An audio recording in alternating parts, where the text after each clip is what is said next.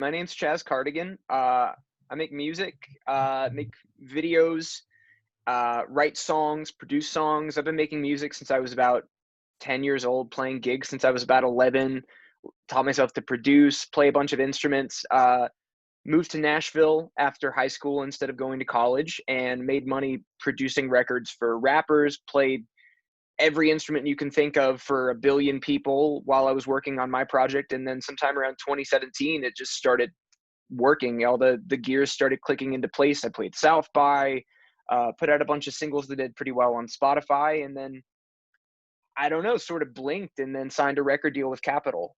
It's about time I felt something new running round my mind like an animal, looking for one good goddamn excuse. I wish I could just let it go. Everything's wrong, everything's all wrong, and I've never been. I, as a kid, fell in love with artists like Prince and David Bowie and Stevie Wonder and Beck. And when I was about 9, I remember thinking, oh, if I want to make music, I have to learn to produce records. So when I was about 10, I saved up some money from, summer chores or whatever, and I got like a little 4-track tape recorder, and I was teaching myself to record on that and learning how to pan, like really basic, but learning the basics. And I always had this understanding that if I wanted to make music and put it out, I just needed to learn to do it myself, because there was just no network where I grew up to do that. In the last couple of years, I definitely started leaning more into making music I wish I heard as a teenager, which is definitely, pop choruses, but messy guitars, some hip hop elements in there, like fuzzy basses, big 808s, some more like rap influenced rhythm patterns, rhyme schemes, but at the same time it could have been like a Goo Goo Dolls or a Third Eye Blind record. I'm feeling really secure, really confident in what the sound is right now, and it's inspiring me, so I'm still making things that live in that same world. I've been writing a lot during quarantine, and it all sort of feels like an extension of like what Everything's Wrong feels like. Everything's Wrong, first song I wrote after I finished my EP Vulnerabilia. Vulnerabilia is a lot about my mental health, exploring like my panic disorder and these like cycles I've been in for a long time. After I got done with that, I said to myself, I don't just want to do that forever. I love a lot of artists who write about their mental health, but a thing that kind of bums me out is when someone just writes the same song for 20 years. Mm-hmm. And I really quickly was like, I don't want to do that. I don't just want to like revel in this forever. And so Everything's Wrong was me figuring out what comes after the bad day. Because I'm a happy person. I have loads of good days, and like I can write about bad days pretty honestly, and Everything's Wrong was this like liberation that you get, I think, on a bad day. The chorus is, everything's wrong and I've never been better. Guess I'm just not what I wanted all along, but it only gets better. It's this thing that like when I'm in like a breakdown or when everything's crashing around me, I always say to myself, okay, well, can only go up. And turns out I didn't do the thing right, but now I know that and I can get it right the next time. I mean, look, everyone has anxiety. Everyone has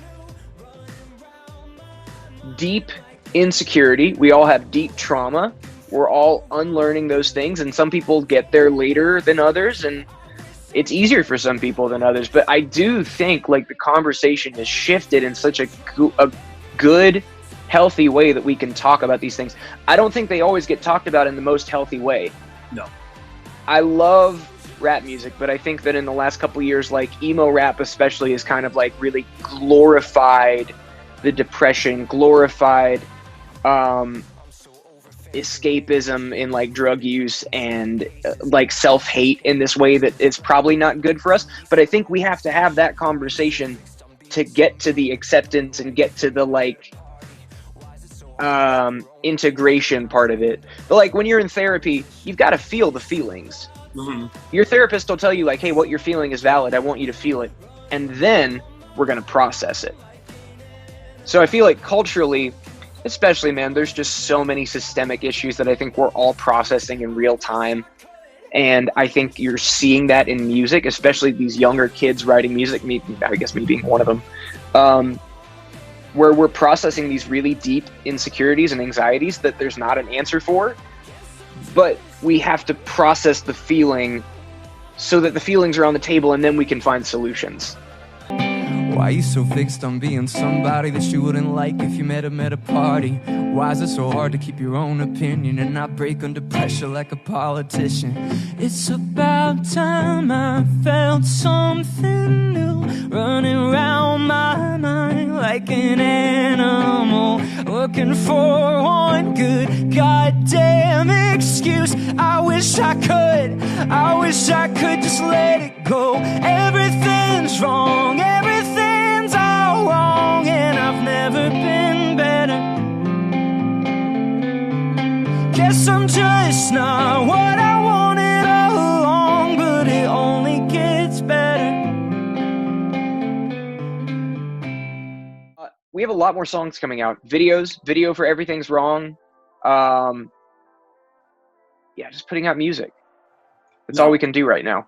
100%. Has social media adjusted the way you write songs? Like I see these people say, I wrote this song for TikTok, and it's like, well, yeah, it's not, because it gets like, you don't even read one verse. Has social media affected the way that you put out content? Wow. Probably. I'd say probably. I wasn't conscious of it. Like when I wrote Everything's Wrong, it was towards the end of 2018, and TikTok, I don't even think TikTok was a thing yet. It was still Musical.ly. It still was Musical.ly, yes, yeah. And there's a couple lines in Everything's Wrong that are so TikTokable to me that I don't think I could have tried to write. But now there are moments when I'm thinking and I think of like a kind of ridiculous thing. I'm like, oh, that's a TikTok line. I could put that in. Or like an action line, but not really. I can't say I try to think of it all that much. Kudos to people that can. Because the people that can write with that in mind and go like that Hood Baby track, down south, Hood Baby, Yeah. make all the girls go crazy, look up, down to the side.